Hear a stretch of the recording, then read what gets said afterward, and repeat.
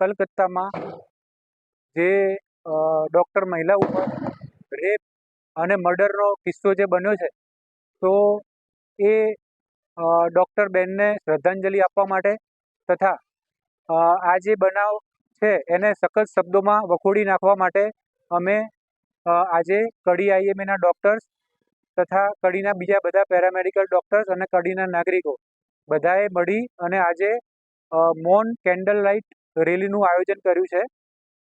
અમારી પ્રધાનમંત્રી અને ગૃહમંત્રી બંનેને એવી અપીલ છે કે ભવિષ્યમાં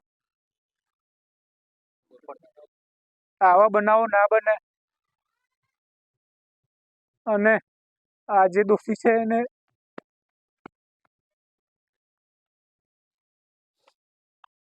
એને સખત સજા મળે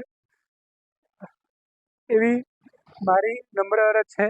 તો આ દોષીઓને ફાંસીના માચડે પહોંચાડવા માટે હું વિનંતી કરું.